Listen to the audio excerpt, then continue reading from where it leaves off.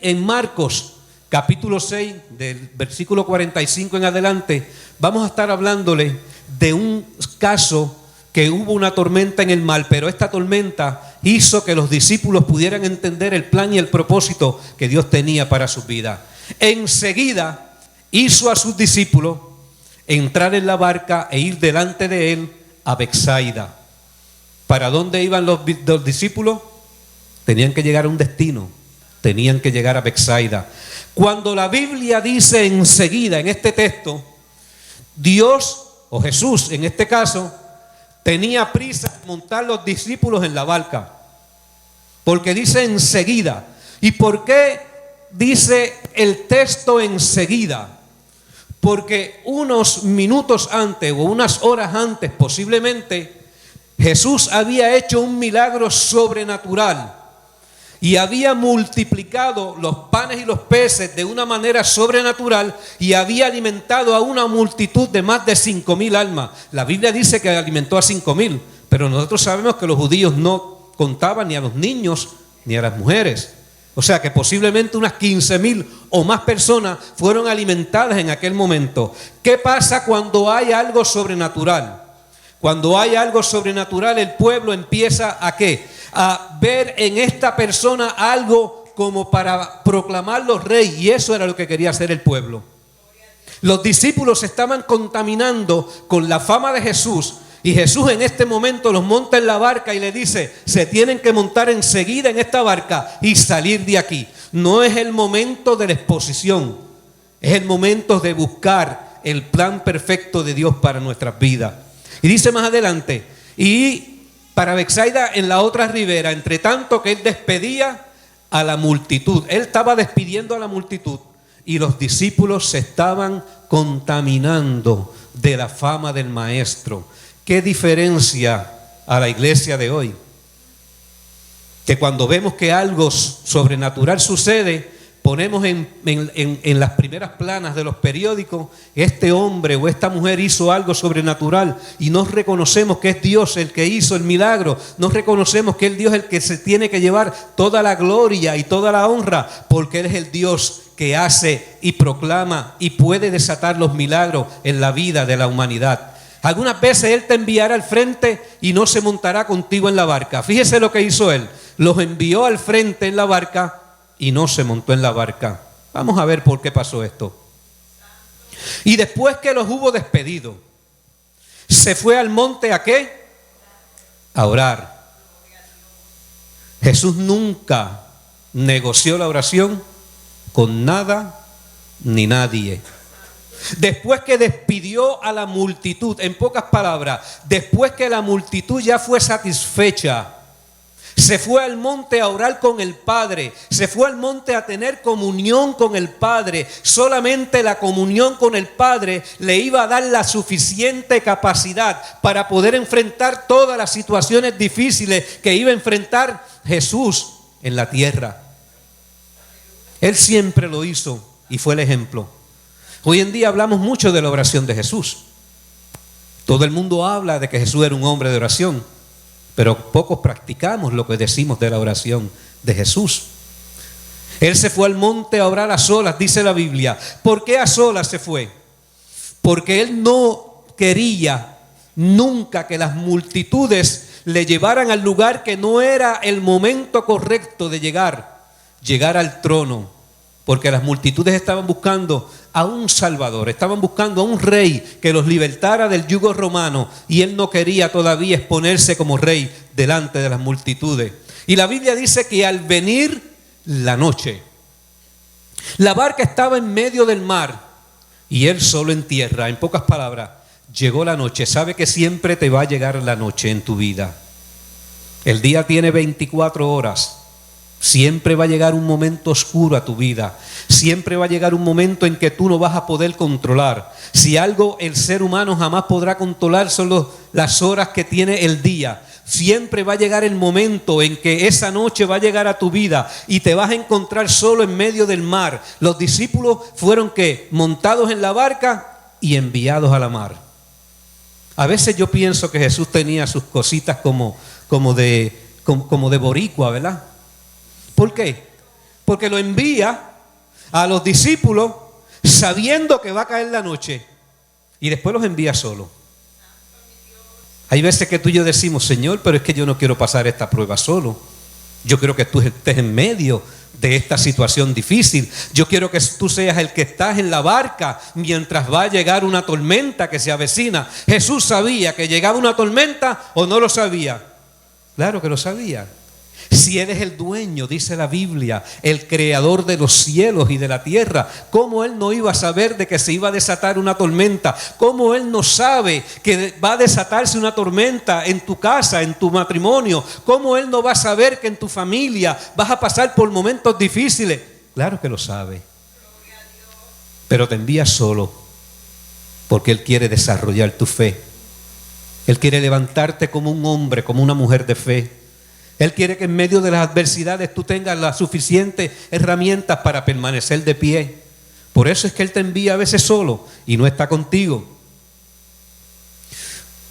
¿Por qué Jesús desde el principio no se fue con ellos en la barca si sabía que se acercaba una tormenta? Ya lo vamos a ver ahora. Porque Él quiere que tú desarrolles la fe.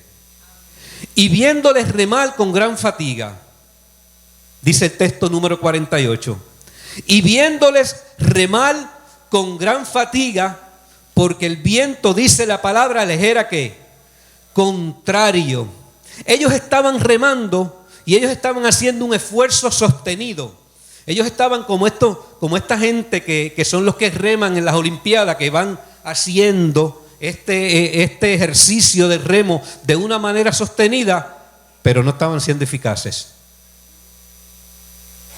En medio del mar, una tormenta, gente que conocían el mar. La gran mayoría de los discípulos eran pescadores o algunos de ellos. Ellos conocían el medio de la situación que estaban. Y dice que el viento les era contrario. Cuando el viento te es contrario, no importa los recursos que tú tengas, esos recursos no serán suficientes. Tú podrás tener un estudio en la Universidad de Puerto Rico, tremendo, pero contra los vientos contrarios, ¿qué tú puedes hacer? Tú podrás tener unas capacidades que Dios te ha dado a través del tiempo, pero cuando vienen esos vientos contrarios, ¿qué tú puedes hacer? Es orar, es buscar la presencia del Señor, es buscar que verdaderamente Él está con nosotros, como lo dice en su palabra, que yo estaré con ustedes todos los días hasta el fin del mundo. En pocas palabras, cuando Él está conmigo, aunque vengan vientos contrarios, yo podré permanecer firme aún dentro de los vientos contrarios. Cerca de la cuarta vigilia, ¿sabe lo que significa la cuarta vigilia? De las 3 de la mañana en adelante. Usted sabe lo que es estar en medio del mar, con una tormenta furiosa, vientos contrarios, 3 de la mañana en adelante, o sea que la última vigilia de la noche es la cuarta vigilia, de las 3 de la mañana en adelante, y tú no sabes qué hacer. Verdaderamente esto tiene que ser bien difícil para aquellos discípulos en aquel momento. Y la Biblia dice que Él vino a ellos andando sobre el mar. Vino a ellos andando sobre el mar. Entonces, el que podía detener los vientos, ahora usa el agua como una plataforma para caminar. Y la Biblia dice más adelante que quería adelantársele. ¿Sabe lo que significa que quería adelantársele? Él lo que le estaba diciendo es: estoy caminando sobre el mar y no me preocupa mucho la situación que ustedes tienen. Quería adelantársele. Quería pasarle por el lado de ellos como si ellos no existieran. Eso es lo que significa que le quería adelantar. ¿Por qué Él quería adelantársele? Porque Él quería que reconocieran que el que estaba al lado de ellos era el mismo que había hecho el milagro de los panes y los peces. Era el mismo que Dios había enviado a la tierra para que ellos fueran ¿qué? Discípulos de gloria, discípulos de poder. Venía sobre ellos un llamado que solamente si ellos tenían un grado de fe desarrollado iban a poder vencer en medio de ese llamado. Porque iban ¿qué? A desafiar al enemigo porque las almas estaban en juego. Y ellos eran la iglesia que Dios había levantado, o el grupo de discípulos que Dios había levantado para comenzar entonces a predicar el evangelio, como dice la palabra, a toda criatura. Ellos eran los escogidos de Dios para aquella misión, para una misión de orden mundial. Y se les quería adelantar. Y viéndoles remar con gran fatiga, dice la Biblia, ¿qué significa que estaban remando con gran fatiga? ¿Sabes que cuando viene la fatiga a tu vida, viene el cansancio, viene el desánimo, se van las ideas de la mente, la oración se torna como algo que no tiene tanto valor, no tiene tanto poder? Así es cuando tú estás fatigado. Por eso es que la Biblia dice, venid a mí los que estén trabajados y cargados, que yo les haré descansar.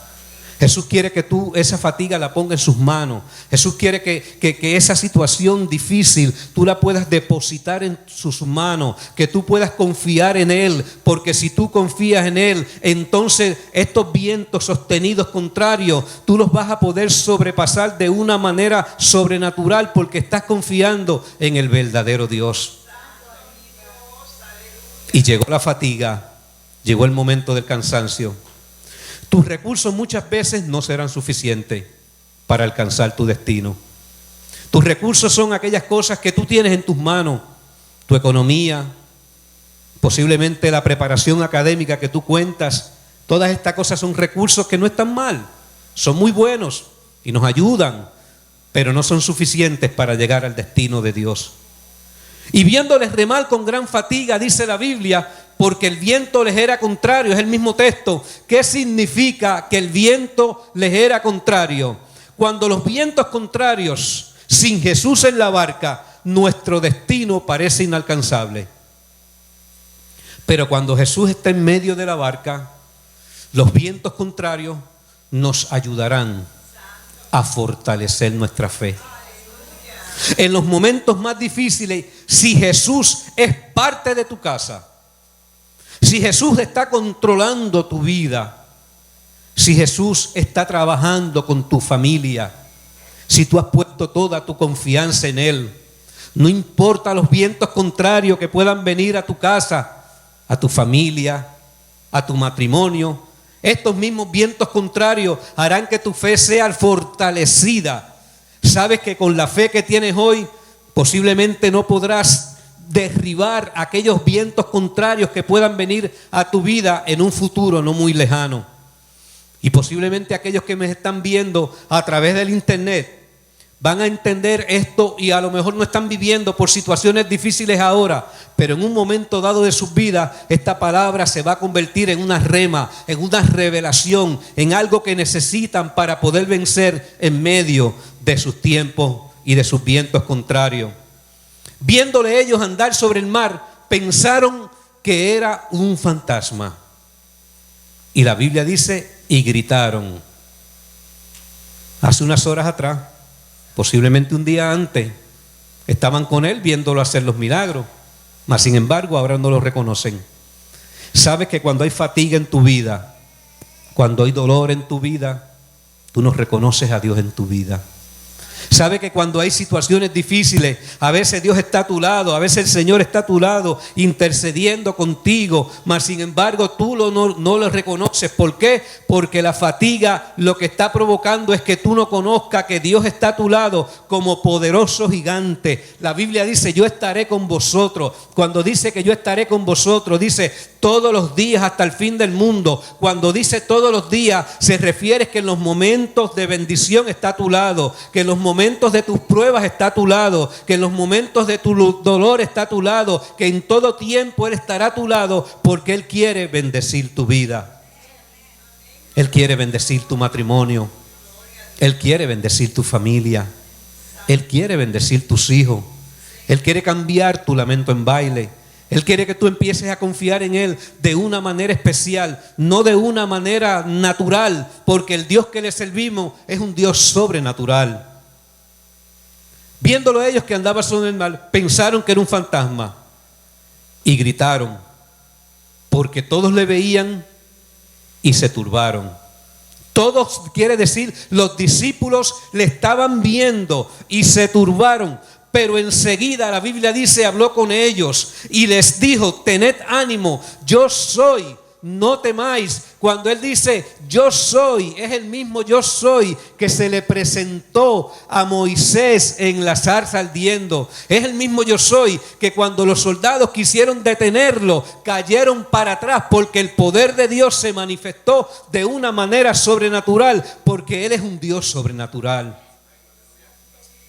El yo soy que estaba en aquel momento con Moisés estaba frente a sus ojos y ellos no lo podían distinguir.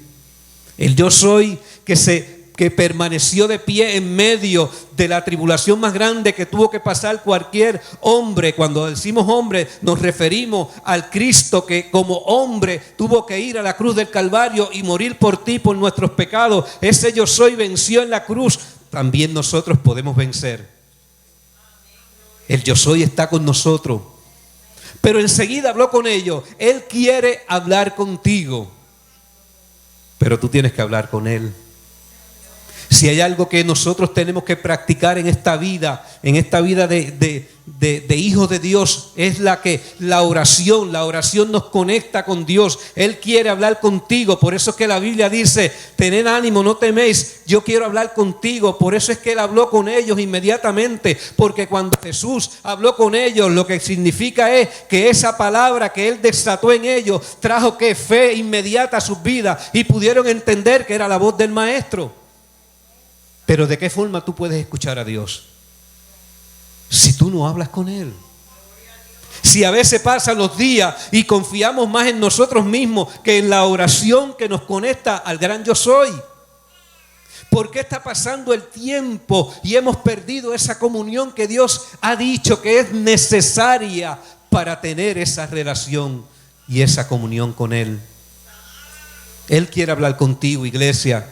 Él quiere hablar con cada uno de nosotros. Porque todos lo veían y se turbaron, dice la Biblia. Pero enseguida habló con ellos. En pocas palabras, cuando hay turbación, hay una palabra que se va a desatar de parte de Él para tu vida, para que tú vuelvas a recuperar la confianza en Él. Abramos la palabra. Vamos a abrir la Biblia de nuevo, que es la regla infalible, dice ella misma, de fe y de conducta. Vamos a abrir la Biblia para que sea la palabra la que dirija nuestro destino, para que sea la palabra la que dirija nuestra familia, para que sea la Biblia la que dirija nuestra vida delante de Él. Si no tenemos una palabra segura, estamos a la deriva. Los vientos nos son contrarios. Tened ánimo, yo soy, no temáis. Tened ánimo significa ten confianza. Ten confianza, dice la Biblia. Vengan a mí los trabajados y cargados, porque yo los haré descansar. Mira que te mando que te esfuerces y seas valiente. No temas ni desmayes, porque Jehová tu Dios estará contigo donde quiera que tú vayas. Josué capítulo 1 versículo 9 lo dijo hace miles de años atrás, y Jesús le estaba diciendo a los discípulos: esfuérzate, sé valiente, ten ánimo, yo soy tu Dios. Y subió a ellos en la barca y se calmó el viento, y ellos se asombraron en grande manera y se maravillaron. Sabes que si Jesús se sube a tu barca, si Jesús es el que controla tu barca, tu vida, tu matrimonio, Jesús entra a la barca y trae paz. Entonces los vientos tienen que obedecerle, porque Él es el creador de los vientos. Él es el creador del mar. Él es el creador de la tierra. Y ellos se asombraron en gran manera y se maravillaron. Pero aquí hay un texto que va a cambiar básicamente lo que significa esta maravilla que ellos tenían. Siempre los discípulos, en este caso específicamente, se estaban maravillando cuando veían algo sobrenatural de Dios. Pero fíjese lo que dice el texto número 52. Porque aún no habían entendido lo de los panes, por cuanto estaban endurecidos sus corazones. Después de este milagro, de Jesús entrar a tu barca y de Jesús tomar control de tu vida, tú tienes que permanecer creyéndole al Dios que está en medio de la barca. Mas sin embargo, la Biblia dice que los discípulos no pudieron entender lo de los panes y los peces. ¿Sabes por qué no lo pudieron entender? Porque ellos estaban viendo solamente el milagro de la multiplicación, pero no estaban viendo al Dios que estaba multiplicándolo todo.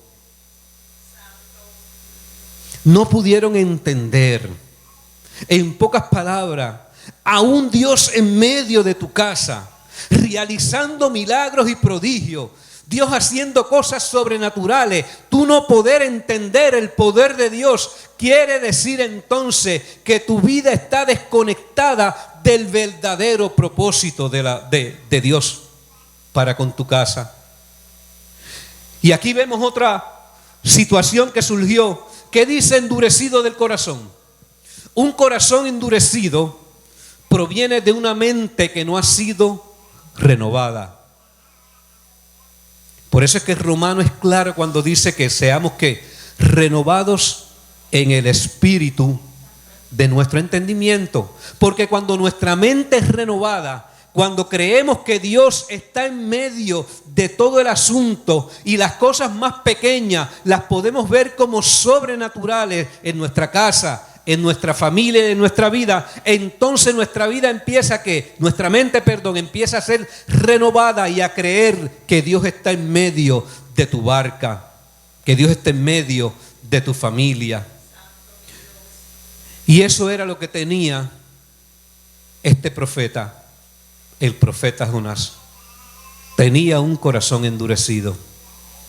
No importa el llamado que tú tengas, tienes que cuidar tu corazón. Por eso es que la Biblia dice, sobre toda cosa guardada. ¿Guarda qué? Tu corazón. Cuando habla de tu corazón está hablando de tu mente, de lo que tú piensas, de lo que tú haces. Sabe que lo que tú piensas, algo que es alimentado por lo que tú piensas es lo que tú ves. Por eso es bien importante que tú puedas escoger aquellas cosas que tú ves. Porque aquellas cosas que tú ves son las que te van a alimentar tu mente. Lo que tú vas a ver es lo que verdaderamente tú piensas y tú puedes expresar. Tienes que cuidar tu mente. Y una de las formas que tienes que cuidar tu mente es a través del internet y de las redes sociales. Las redes sociales hoy en día están haciendo un buen trabajo para aquellos que sabemos usar bien estas redes sociales. Pero para aquellos que no están usando bien estas redes sociales, se están convirtiendo en una red que los está atrapando y le está robando el tiempo de Dios para tener esa comunión que Dios anhela contigo. Hay veces que Dios te está diciendo al corazón, apaga la computadora, apaga el televisor, apaga estas cosas que te están deteniendo en buscarte, en tener una comunión conmigo. Por lo tanto, es necesario que nosotros en este tiempo que estamos viviendo podamos apagar todas aquellas cosas que nos están robando el tiempo con Dios. Y Jonás tenía un corazón endurecido. Vino palabra de Jehová, y con esta historia vamos a cerrar esto de las tormentas. A Jonás, hijo de Amitai, diciendo: levántate y ve a Nínive. Siempre que Dios va a salvar a alguien, va a levantar siempre a alguien también. Cuando estudiamos la vida del profeta, este profeta en Israel nunca había salido fuera de Israel y menos a profetizarle a una nación que era pagana. Cuando entendemos que Dios llama a este profeta es porque había un llamado genuino en el profeta Jonás. Sin importar la circunstancia que tenía este profeta, él tenía su llamado genuino. Y dice, aquella gran ciudad, Nínive era una grande ciudad de Asiria que era poderosa, pero era una ciudad también extremadamente idólatra. Los ninivitas cuando poseían ciudades, a sus habitantes los cogían y los enganchaban en las varas, en las espadas, y los lucían para que todo el mundo vieran esa atrocidad. Esos eran los ISIS del tiempo de Jonás. Ustedes han oído hablar de esta secta llamada ISIS, que están matando a los cristianos, los degollan en las plazas, los queman, hacen todas estas cosas. Esto no es nuevo, iglesia. Estas cosas están sucediendo desde los tiempos de Jonás, desde los tiempos de los profetas. Y Dios le dice al profeta: vete y pregona contra ella, porque ha subido su maldad delante de mí. En pocas palabras, el pecado ha subido a mis oídos, a mi vista, que yo tengo que salvar a esta ciudad. Y Dios escoge a este profeta, al profeta Jonás, y lo envía a esta ciudad con el propósito de salvar esta ciudad. Cuando estudiamos más adelante, porque lo que vamos a tratar son unos cuantos textos solamente de este capítulo 1, podemos ver que cuando Dios llamó a Jonás, Jonás sabía de antemano que Nínive se podía arrepentir y Dios iba a perdonar a esta ciudad malvada.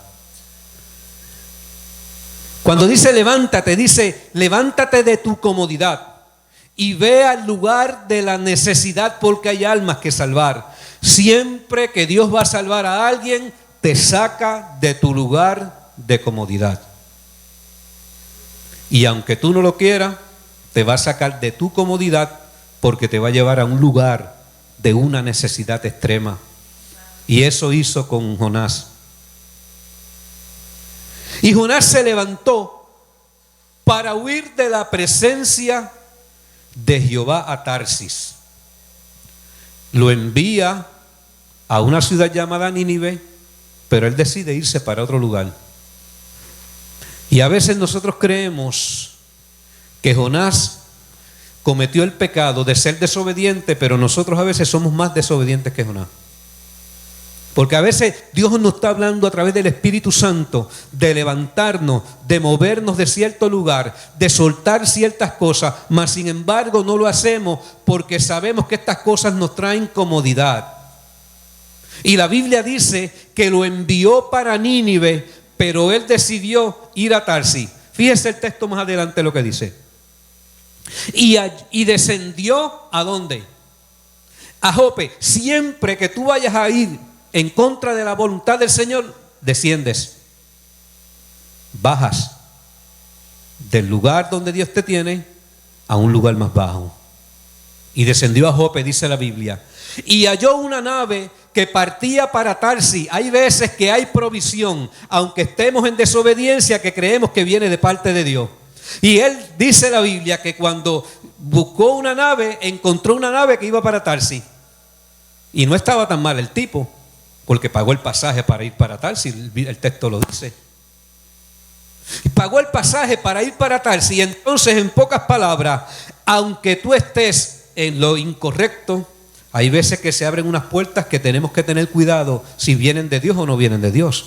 Por eso es bien importante tener lo que la Biblia llama discernimiento. Discernir es poder separar entre lo que es de Dios y lo que no es de Dios. Y pagando su pasaje, entró a ella para irse con ellos a Tarsis. Cuando dice para irse con ellos, estaba en contra de la voluntad de Dios, entrando en una barca que Dios no le había dicho que entrara, lejos de la presencia del Señor. De ahí nace esto.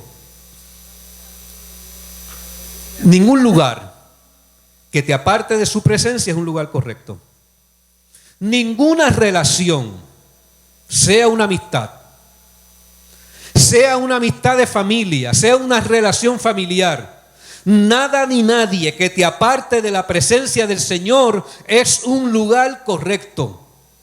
Jamás podrá ser un lugar correcto que te impida crecer de parte de Dios.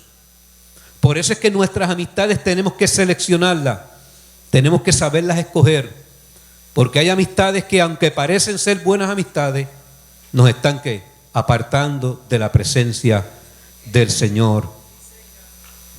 Pero Jehová hizo levantar una gran tormenta o viento en el mar. ¿Quién hizo levantar esta tormenta?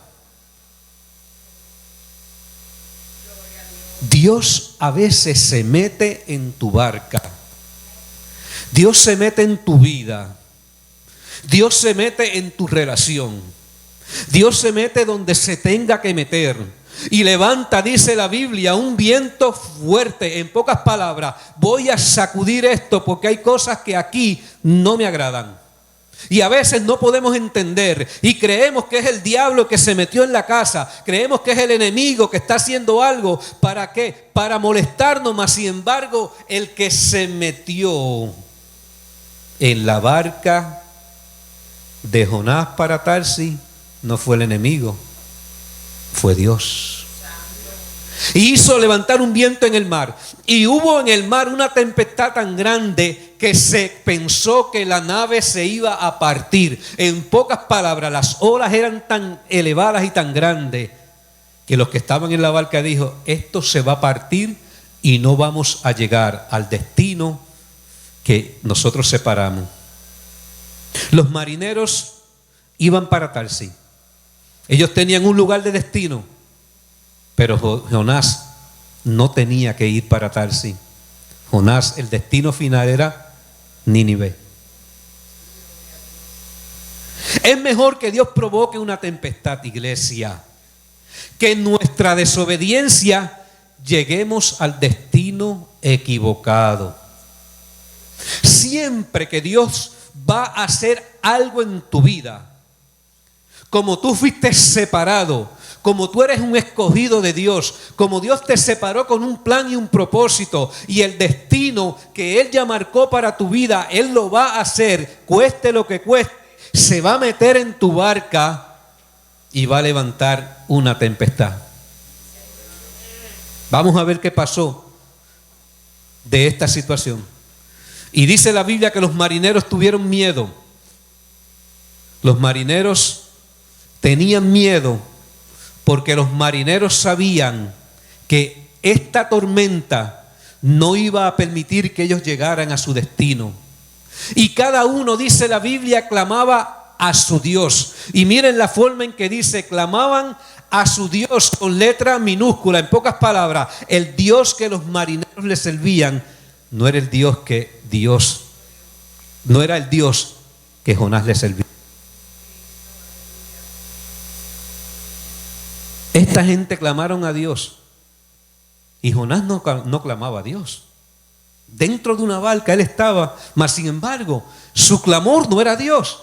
Y dice la Biblia más adelante: y echaron al mar los enseres que habían en la nave. En pocas palabras, el barco estaba tan pesado que ellos dijeron: sacando de esta nave, todas estas cosas que tienen un peso que está sobre lo normal, vamos a llegar a nuestro destino. Y la Biblia dice que sacaron los enseres de la barca o del barco para descargarla ¿de qué? De ellos. Pero Jonás había bajado al interior de la nave. No solamente bajó a Job para coger la barca que iba para Tarsis, sino que se metió en una parte más baja de la barca. En pocas palabras, siguió descendiendo. Nosotros sabemos que cuando usted coge un crucero, mientras más abajo usted coge la parte, es más barata, ¿verdad que sí? Menos paga. ¿Por qué menos paga? Porque está más expuesto al agua. Me imagino que es eso. Me imagino que si el barco se va a hundir, los primeros pisos del barco son los primeros que van a llenarse de agua. Y Jonás siguió más para abajo. ¿Se acuerda de la película El Titanic? ¿Dónde fue que vino el muchacho este de la película? En la parte de abajo del barco, porque él era un plebeyo. Él no era una persona que había pagado un ticket caro para poder llegar al destino de América. Y allí Jonás, siendo el Hijo de Dios, estaba todavía en la parte más baja, siguió descendiendo. Así es el hombre de Dios cuando está desconectado de su propósito. Sigue descendiendo. Y a veces tú los ves en la calle y le puedes hablar y decirle: papi, ¿qué te pasó? Que te veo tan mal. Descendiendo. Siguen descendiendo. Y la Biblia dice: pero Jonás había bajado al interior de la nave y se había echado ¿qué? A dormir en medio de una situación tan difícil, en medio de una tempestad que estaba ¿qué? acechando contra la vida de todos los que estaban allí. El tipo estaba durmiendo. Dormir significa: no me interesan las almas que se van a perder aquí. No me interesa nada. En pocas palabras, hay veces que nosotros tenemos gente que en nuestra familia, que en nuestra vecindad, se nos están perdiendo al lado, mas sin embargo no nos interesa su vida, no nos interesa su salvación. Estamos como Jonás a veces durmiendo. A veces estamos como Jonás, sin ningún tipo de misericordia para aquellas vidas que perecen sin Dios y sin esperanza. Y a veces estamos durmiendo porque nuestra vida espiritual está detenida completamente y Dios quiere movernos ¿hacia qué? Hacia el propósito que ya Él destinó para cada uno de nosotros. Y el interior de la nave se había echado a dormir. Ellos clamaban a su Dios. El que conocía el verdadero Dios estaba desconectado del propósito y de su destino. Cuando tú estás desconectado del propósito de Dios, estás en la ruta equivocada de tu destino.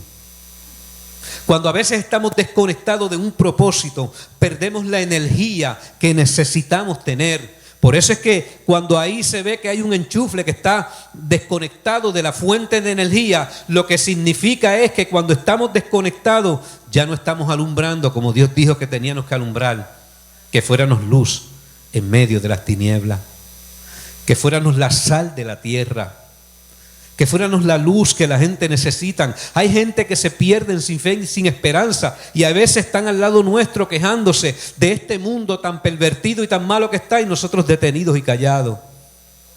Estamos también durmiendo como Jonás en la nave. Y el patrón de la nave, el capitán de la nave se le acercó y le dijo: ¿qué tienes, dormilón? Hay veces que el mundo mismo te tiene que despertar de tu sueño y decirte: despiértate tú que duermes. Levántate de los muertos y te alumbrará Cristo. Levántate y clama a tu Dios, le dijo el capitán de la barca que no conocía a Dios.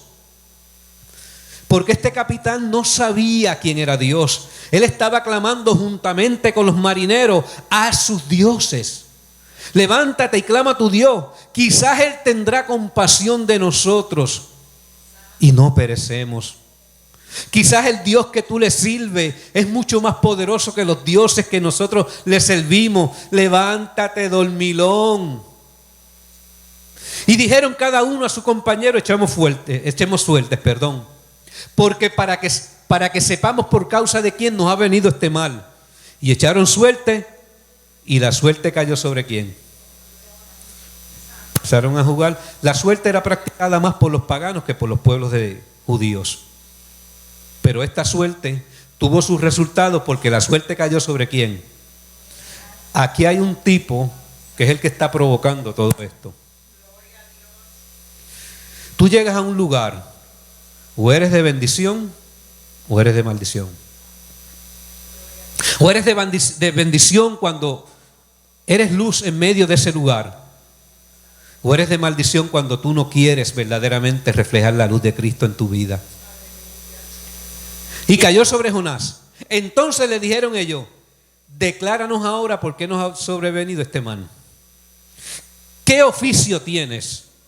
¿Y de dónde vienes? ¿Cuál es tu tierra? ¿Y de qué pueblo eres? En pocas palabras, tú eres diferente porque mientras nosotros estamos clamando a nuestro Dios, tú estás durmiendo, cabezón. En pocas palabras, tú duermes mientras nosotros estamos preocupados. Aún en medio de esta tormenta, el profeta de Dios tenía, en pocas palabras, esta paz. Una paz pasajera, pero estaba en paz. Levántate, dormilón. Por causa tuya es que nos está sobreviniendo toda esta situación. Y él les respondió: soy hebreo. Cuando una persona en los tiempos de Jonás decía soy hebreo, estaba diciendo: yo soy un hijo de Dios. Yo soy diferente a los pueblos paganos. Yo soy un escogido de parte de Dios. Imagínate decirle a gente que no adoraban al Dios de Israel, soy hebreo, era decirles: tú eres mi enemigo, yo aquí en esta nave no te quiero, Mas sin embargo, fíjese lo que Dios permitió. Y aquellos hombres temieron, dice la Biblia, sobremanera, acogió un temor a estos marineros, a esta gente que estaban desconectada de propósito, temieron sobremanera y le dijeron: ¿por qué tú has hecho esto? Porque ellos sabían que huía de la presencia de Jehová. En pocas palabras, ellos sabían que este hombre era un hombre diferente y que estaba huyendo de Dios. ¿Por qué? La Biblia lo dice más adelante, porque Jonás se lo había dicho. Yo estoy huyendo del Dios de Israel. Yo estoy de espaldas al propósito por lo cual Dios me llamó. En el día malo, iglesia, no huyas de Él. En el día malo, corre hacia Él. No hay por qué huir. No hay por qué darle la espalda a Él. En el día difícil, no creas que con todo lo que tú sabes vas a detener el día de la crisis en tu vida. En el día malo, corre hacia Él. Ora a Él. Mantén una relación con Él. No importa sea una oración de clamor, no importa sea una oración, clama a mí como dijo el profeta y yo te responderé. En pocas palabras, un clamor a última hora es mejor que una oración que nunca se haga. Un clamor significa que yo estoy de acuerdo o que Dios quiere que yo clame a Él, porque Él dice en su palabra que si yo clamo a Él, Él me va a responder en el día de la angustia. En el día de la situación difícil, en el día malo, no huyas de Él. En el día malo, corre hacia Él. Y le dijeron: ¿qué haremos contigo para que el mar se nos aquiete? Porque el mar se iba embraveciendo más y más. Se iba poniendo el tiempo peor. ¿Qué haremos contigo? ¿Qué vamos a hacer contigo? ¿Qué vamos a hacer con el hombre que ha provocado todo esto? ¿Qué vamos a hacer con Jonás, con el profeta que estaba caminando de espaldas al propósito de Dios? Y él les respondió: tomadme y echadme en el mar. Mire si tenía el corazón tan endurecido y había perdido su identidad, que prefiere morir antes de hacer la voluntad de Dios. Y le dijo: tómenme y échenme en el mar, y el mar se os aquietará. En pocas palabras, quiso hacerse el mártir. Dios no está buscando que tú seas un mártir. Dios lo que está buscando es tu obediencia.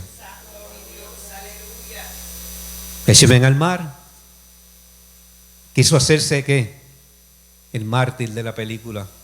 Porque sabe Dios que cuando ustedes me echen al mar, el mar se va a aquietar. La gran tempestad se va a acabar sobre nosotros. Dios no te pide tu sacrificio.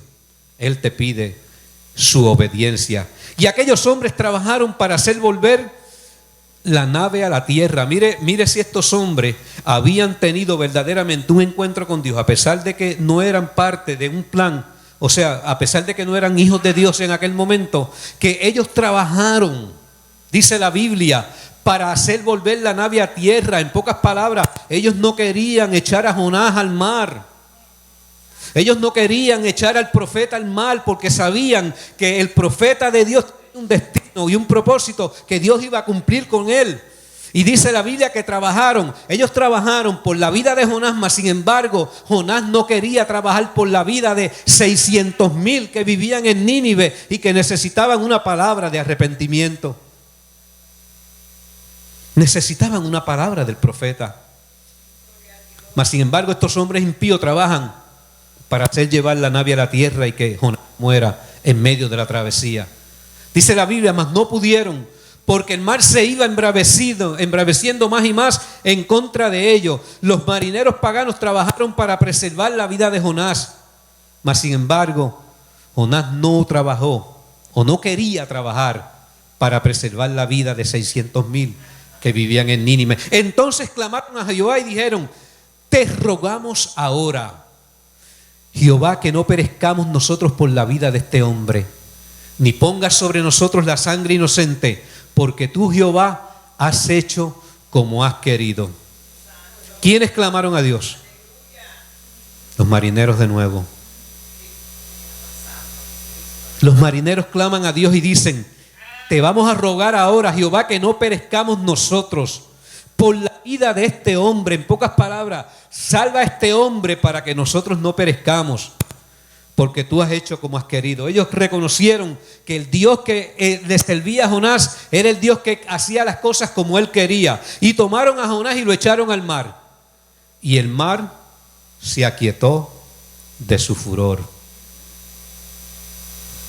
Y tomaron al hombre de Dios y lo echaron al mar. Y dice la Biblia que el mar se aquietó de su furor. En pocas palabras, cuando un hijo de Dios, aunque esté desconectado del propósito, es echado al lugar de su destino, algo va a suceder diferente. Porque aunque no vamos a tocar hoy el caso de a dónde Jonás tuvo que llegar y a dónde tuvo que entrar para después ser vomitado en el lugar de su destino, esto hizo que el mar se aquietara, dice la Biblia. Y temieron aquellos hombres a Jehová con gran temor. En pocas palabras, estos hombres, aunque no eran parte del destino de Dios en aquel momento, temieron significa que ellos también reconocieron en el Dios de Jonás el Dios que podía cambiar el destino. En pocas palabras, siempre que lleguemos a un lugar donde hay gente que no estén conectada al propósito de Dios, algo en la atmósfera va a cambiar.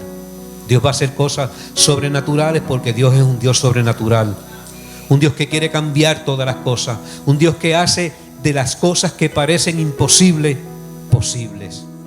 Y dice la Biblia, y ofrecieron sacrificio. Solamente los judíos de aquel entonces, los hebreos, eran los que ofrecían sacrificio. Mas sin embargo, ellos se encargaron de, cuando empezaron a botar todos los utensilios de la barca o del barco, guardar algo para podérselo sacrificar al Dios de Israel. Hay gente que a veces están sacrificando algo al Dios de Israel, y nosotros, el pueblo de Dios, estamos desconectados del propósito y no estamos sacrificando aquellas cosas que debemos de sacrificar.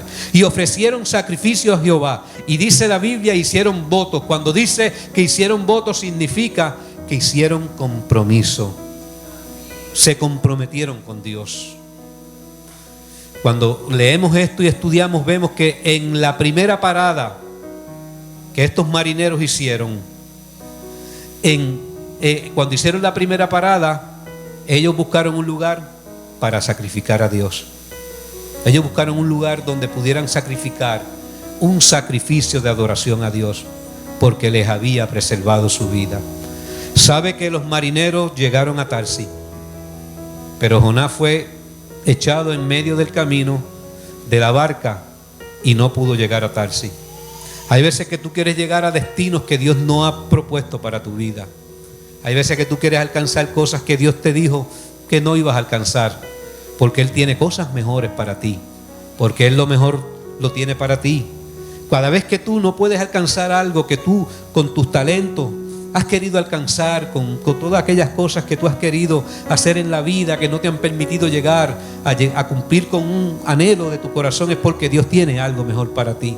Es porque el Dios del cielo y de la tierra te separó con un plan y un propósito, y no importa, tú cojas la nave equivocada, no importa, cojas la ruta equivocada, vas a llegar al destino que Dios destinó para tu vida. Nuestra identidad es fortalecida, iglesia, a través de la fe. Todas estas cosas que suceden en nuestra vida, las tormentas de la vida que a veces no entendemos, Dios las está permitiendo con el propósito de fortalecernos en la fe.